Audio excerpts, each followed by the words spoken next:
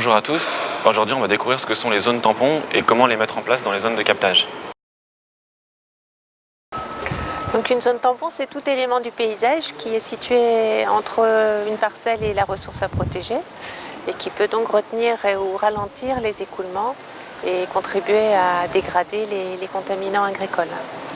Ça peut être une bande enherbée, une haie, une zone tampon humide artificielle, un fossé, des fascines aussi.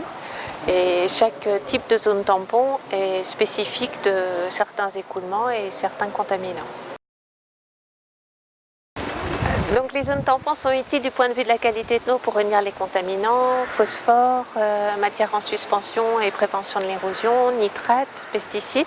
Elles ont aussi un rôle intéressant pour la biodiversité, notamment les auxiliaires de culture, pour la diversité du paysage ou le maintien des berges quand elles sont en bordure de cours d'eau.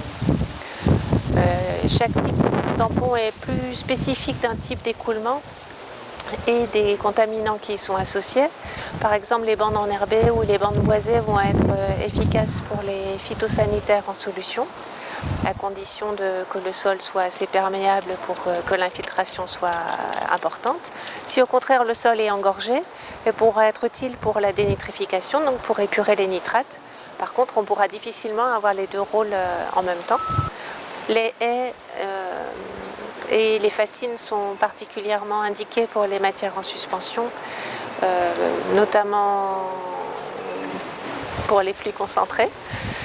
Et les zones tampons humides artificielles sont utiles pour les flux qui arrivent de façon concentrée, donc drainage ou écoulement concentré en vigne par exemple. Les fossés peuvent aussi être utiles à condition que leur entretien soit adapté. Donc il faut éviter de curer les fossés, mais au contraire laisser de la végétation et de la végétation morte pour que les pesticides puissent s'absorber au fond du fossé et avoir le temps d'être dégradés. Donc il faut considérer, pour avoir une zone tampon humide artificielle qui soit assez efficace, de l'ordre de 1 à 2% de la surface agricole drainée dévolue à la zone tampon humide.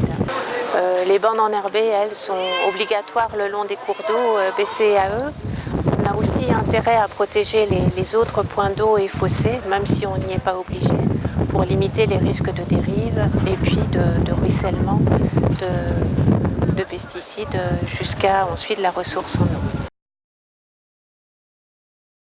Dès quand ces parcelles sont engorgées, il sait quelles sont ces parcelles drainées, quelles sont celles où on voit des rigoles d'érosion, et donc décider d'agir sur ces parcelles en priorité.